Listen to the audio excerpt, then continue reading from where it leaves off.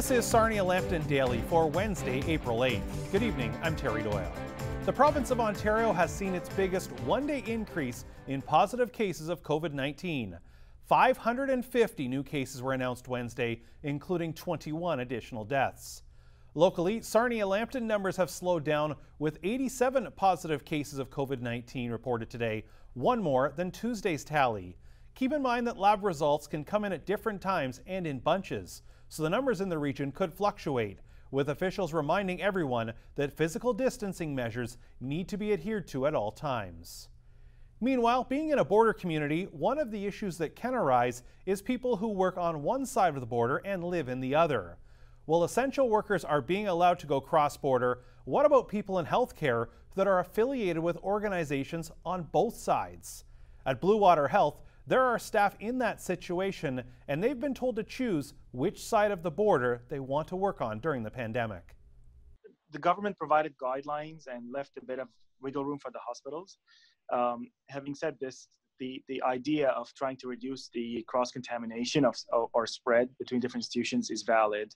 So we are using those policies and trying to manage basically the risk and benefit on a case-per-case basis. If somebody is very essential that they have to work here and they have affiliation somewhere else, we have asked them actually to choose. So we're trying to follow the same rule as the province has issued. The Sarnia Lambton community continues to show its generosity during these difficult times. Donations continue to come in for the Inn of the Good Shepherd and specifically towards the food bank. On Monday, we announced a donation on behalf of Your TV and Cogeco. On Tuesday, David Chilton, known for the Wealthy Barber book series and Dragon's Den, issued a challenge to the community where he would match up to $10,000 in donations towards the Inn of the Good Shepherd. The Inn is seeing a dramatic increase in need right now, while also dealing with the fallout of having to cancel some fundraising activities. Fundraising also continues by Bluewater Health Foundation and the United Way of Sarnia Lambton to assist people in need during these challenging times. Stay tuned. Coming up next, we'll hear from a Sarnia lawyer about the challenges surrounding family law during COVID-19, right here on Sarnia Lambton Daily.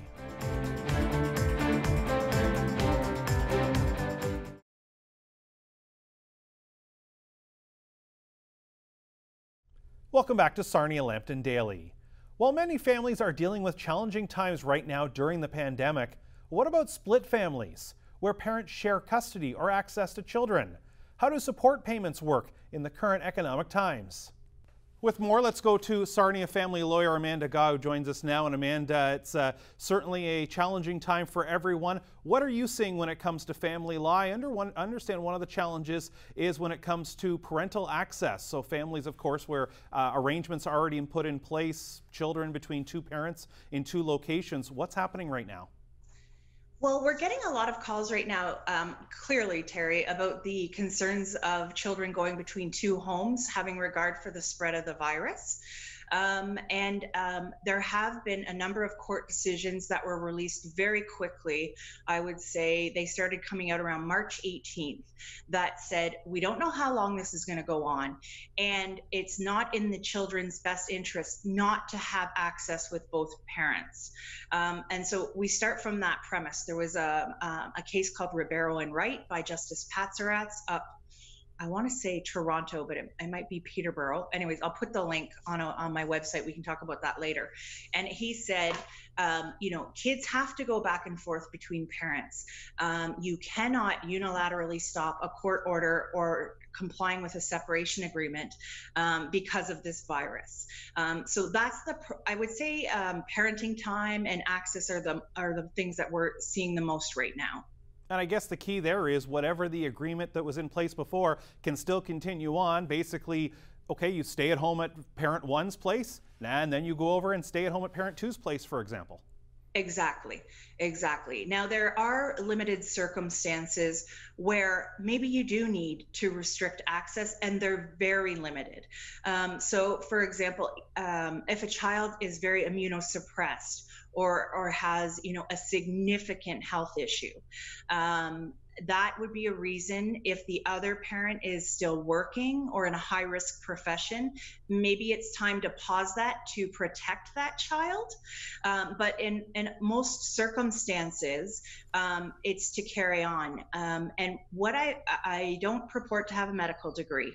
I have spoke with the public health locally.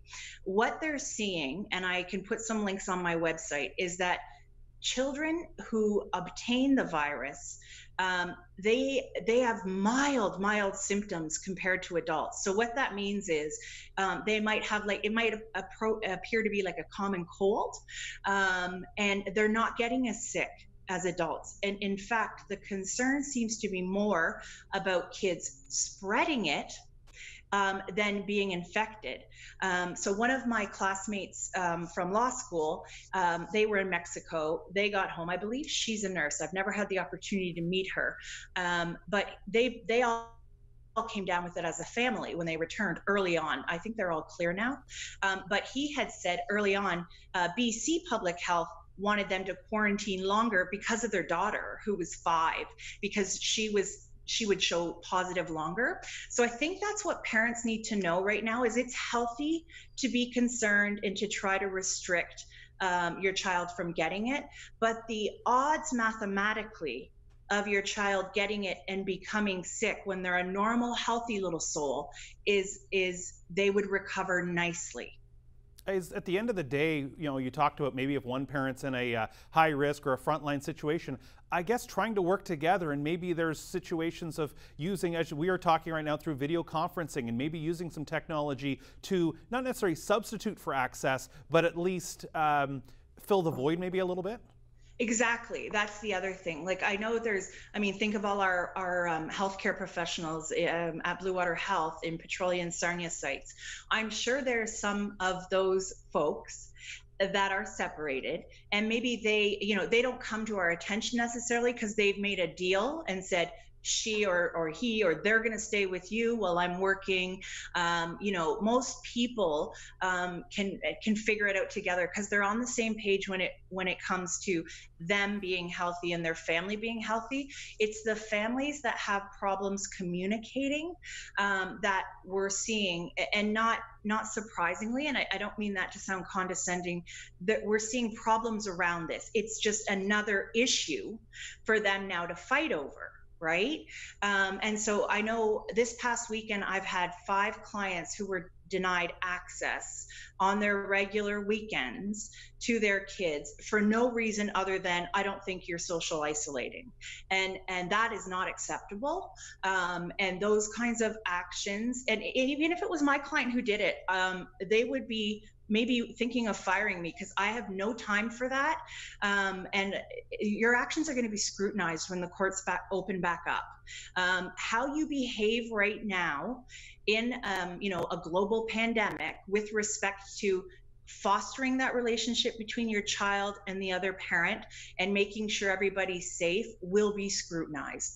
And it could have larger ramifications for you. And I don't like being threatening, but it's indicative of your ability to problem solve, to determine what's really important, to recognize your kids are also nervous and they get some comfort from routine or seeing their other parent. Definitely important things there. What about on the side of support and the financial side of it? Everyone's dealing with that in terms of, we've seen job losses, we've seen or reductions, and then the government programs kicking in. Where does that come into play in this when it comes to the family law, when it comes to support payments right now? So with respect to support, that's going to be a slower response. So obviously, both sides, if you're a payor or if you're a recipient and there's a support order ticking away, you count on that money to pay your bills. There's not going to be anything done quickly because, again, I just want to touch on this. The courts are open right now for emergencies only, and their idea of what's an emergency and the regular emergency is like really truncated. So while they're working to open back up, at this point, there's not regular motions. I think they're trying to get Zoom set up. But in any event, when it comes to support, what I recommend is if you're a payor and you've lost your job or you're on EI or something, pay something. if you can, maintain the amount, and most people aren't going to be able to, but pay something, because the courts are going to again recognize that your income was drastically cut, that you have bills to pay, but that you're also concerned about making sure your children are looked after, right? Now, as far as if you have a formal support order in court, it's possible that the Family Responsibility Office, or FRO, you'll hear us call it FRO, is garnishing your income. Now, they're mandated when you're in arrears to garnish up to 50% of your net income until you're caught up. I haven't heard yet that they've backed off that 50%, depending, and I'm not sure that they're going to, but it wouldn't surprise me if they did. So I'm not sure if that's something that will be fixed, but in any event, even FRO, they're going to make arrangements with you. Get on the phone. I'm sure you're going to wait 2 or 3 hours. Let them know, hey, this is what happened. I can't pay my mortgage, or I haven't got relief from my bank just yet. All the government is, and you can see from the news every day, to the best of their ability, they're pulling out the stops to work with people. So pay something, show that you're trying. And then when things settle down, we'll get back in and we'll amend. If you're paying pursuant to a separation agreement, which may not be enforced by FRO, again, it's courtesy, respect, right? Send an email to the other party if you can't talk. Say, look, I got laid off. I'm supposed to pay you $800. I'll give you, $400 right now. I know that this is owing. Like, just give them notice. Just don't stop paying. Those are some thoughts there. The other thing that I wanted to touch on is domestic violence. You'll see that in the paper. It's going through the roof right now, and it's really important that you reach out if you're in an unsafe situation. That was something that was on my mind as I blurted out. No, that's a huge thing, and definitely there are resources that are there, always there, pandemic or no pandemic, and certainly people should be very willing to reach out to any of those resources. And I guess, as you talked about both with the access and both the support, I think the key, it sounds like, and we've talked about this through with the politicians, everyone, communicate. Just communicate. It may not be the other person may not like what you have to say, or you kind of have to swallow your pride a little bit saying that, okay, I've lost my job or something, or if you have concerns about an access situation, communicate, even if you don't necessarily want to communicate with the other person. If you weren't going to do it before, this is the time to do it. Exactly. This is not a reason to start using, in court, we call it unilateral self-help. This is not a time, and this will not be a justification to do what you want to do if you're, inclined that way. You've got to communicate, and it's all about, exactly, you hit the nail on the head. It's all about respect and notice in family law a lot for times like this. And I know that it's hard to get a hold of lawyers, as I was indicating to you before we went online. A lot of offices are shut down, but a lot of the lawyers themselves are manning the phones. And so contact your lawyer, leave a message, shoot an email. And they may be slow getting back to you, because a lot of us have had to lay off our own staff, but we'll get back to you. And so just don't do something rash, I think is the key. And as you said, reach out to whoever the people you're dealing with your case. Amanda, I know through this and all the time you've been putting out some information online for people. Obviously, not even, you're dealing with your clients, but some general information like we've talked about, you're putting it out online. Where can they find that information? My website is and I always laugh, it's www.amandagofamilylaw.ca. And then I have a Facebook page too. People love Facebook. And we just put out general things for anybody who really wants to see it. But I have been putting notices specific to the COVID-19 and parenting on there. Well, Amanda, we appreciate you taking the time to join us, and appreciate the great information, and stay safe, and we'll keep in touch. Thanks so much, Terry. That was Sarnia family lawyer Amanda God joining us here. When we come back, a look ahead to a summer event in the region that is making plans for their originally scheduled date, or if they have to make other arrangements.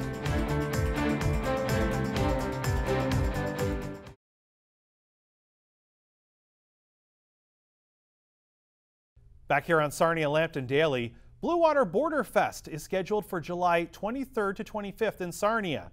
The 3-day music showcase has become a staple in the region. Plans for this year's event are continuing despite all the uncertainty. Well, with an update on plans for Bluewater Borderfest this July, I'm joined now by Mark Perrin, of course, of Tourism Sarnia Lambton as well. And Mark, you have an announcement for us right off the bat as plans continue for Borderfest about one of the acts that is scheduled. Yeah, we're very excited to, we've been planning this since probably last August and September of 2019. So plans come together, and we've been holding off on announcements with everything going on. But and speaking with artists and agencies, we want to share information and get it out there. And we're hopeful, but we'll see what happens. So with Cogeco and Your TV Sarnia being a partner, we're really proud to present our country night on Thursday, July the 23rd, and have Randy Hauser, Morgan Evans, Eric Etheridge, and Casey Kulik all performing on stage at Borderfest. So it's great to hear, and of course Eric Etheridge, a hometown product that has certainly hit the big stage, and I guess that's got to be a great feeling where it's someone from this area, but it also has hit it big on the national and international charts coming back here to Borderfest. It is for sure. It's nice. I've known Eric for a little while now, and it's really been how do we incorporate him into the show again. He played our first inaugural year, and it's exciting. It's actually not only having him, but also Casey Kulik and him just recently got married. So having Eric and Casey together, it's going to be good to have them as a team. Tell us about the other two acts. Yeah, Randy Hauser has done national tours with Luke Bryan, Dierks Bentley, kind of all the A-list, Thomas Rhett, and so on. And the opportunity with him routing different dates came up, and we're happy to work it out. Morgan Evans as kind of the support act. They're kind of blowing up right now himself. His wife is Kelsey Ballerini, so a lot of PR in the country music world, and we're happy that it works out. We actually had him on our radar the last couple of years as well, and I think overall it steps it up a notch. These are the bigger names than we've had before for country, so you know, that's the goal with Borderfest. How can we keep growing it year by year and attracting some bigger artists each year for our communities to support and enjoy? Mark, in general, how are things coming together for this year's Borderfest planning? As you touched on right off the bat, everyone's sort of on pins and needles a little bit with everything going on, and you know, the priority right now is everyone staying at home, staying safe, physical distancing. We're hearing a lot about that, but I'm sure with an event like this, still have to you know, look ahead and hoping the doors are open to everything and we're back to a healthier situation come July. Yeah, and it's been a tough decision. Do we announce? Do we hold it? What do we do? And we've kind of looked to some of the industry experts on what we should do. I mean, at the end of the day, we have contracts in place that have been in place for months now with these artists, and really everyone wants to play the show, but wants to do it in a safe manner when it is okay to do so.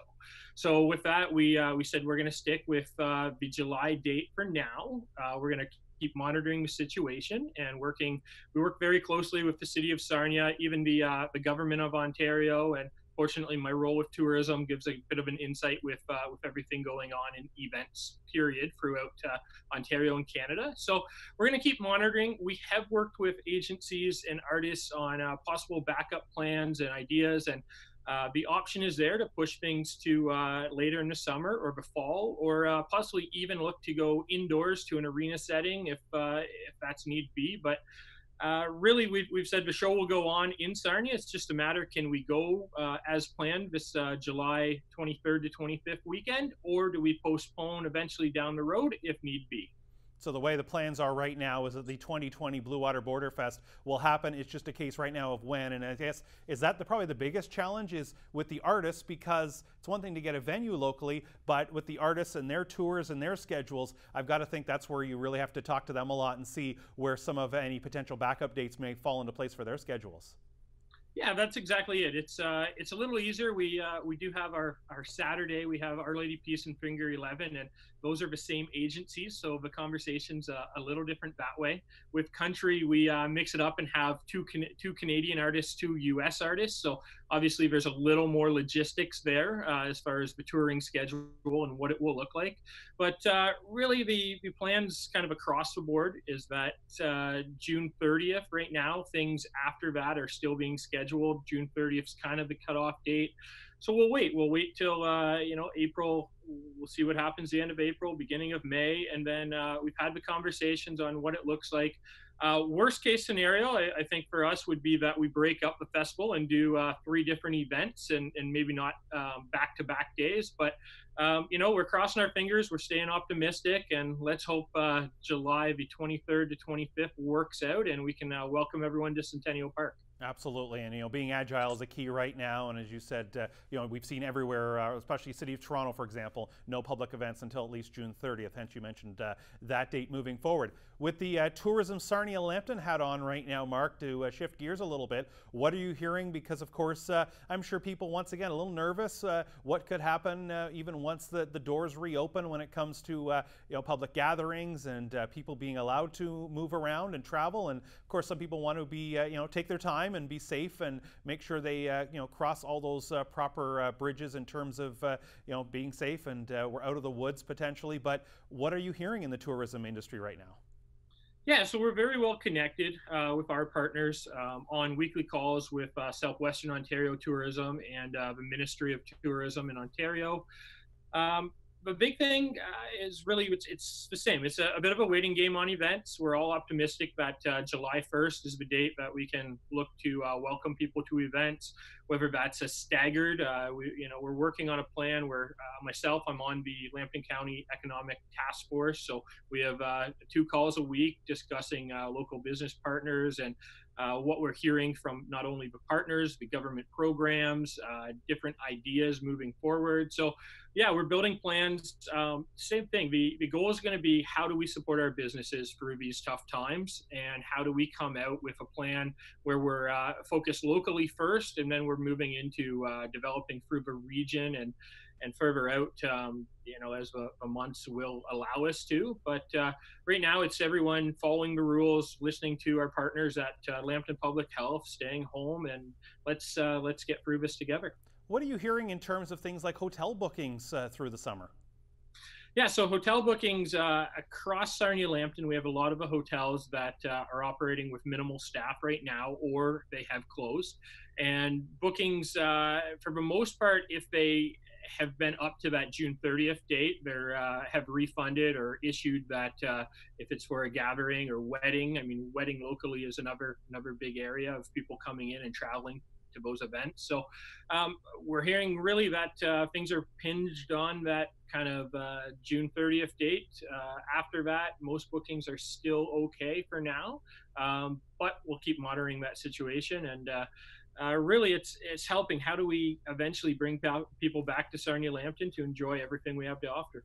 A little fingers crossed right now where you're hoping people will at least, as you said, June 30th, anything before that, big gatherings, pretty much expect it's not going to happen. But I guess, are you kind of hoping people at least maybe hold on to those bookings? Let's say if someone has something planned in mid-August right now, to hold off, don't maybe jump the gun or don't go ahead and cancel now, but just hold on, let's wait a little longer and be patient.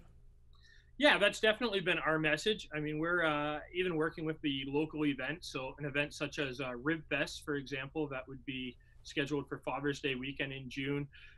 Same thing. We've told them, even being in kind of that mid to late June time, let's not panic yet. Let's work on backup plans, what it would look like. Postponing in all circumstances is our encouragement, is how do we work to postpone things instead of cancel them. And I mean, the next few weeks are going to tell us exactly, if we're flattening the curve and things are getting better, or if this is going to kind of hunker down and go further into the summer. So our advice to any of the events out there, or if you have a personal event even too, is April, May, we're saying, likely postpone, cancel. June right now, well, we can be optimistic, but have those postponement plans. Well, Mark, we appreciate you joining us. And of course, the update not only with Tourism Sarnia Lambton, but also the news with the country night at Bluewater Borderfest. And of course, Bluewater Borderfest, you can check out their website for information on the entire show, as that's hopefully coming up the July 23rd to 25th weekend. And Mark, we do appreciate the time. Stay safe, stay well, and we will talk to you soon. Thank you, Terry. You as well. There was Tourism Sarnia Lambton's Mark Perrin giving us a preview as well of the Bluewater Borderfest event, scheduled for July, but working on some backup plans as well. Well, that's going to do it for Sarnia Lambton Daily for this Wednesday. Thank you so much for joining us. We'll see you back here tomorrow.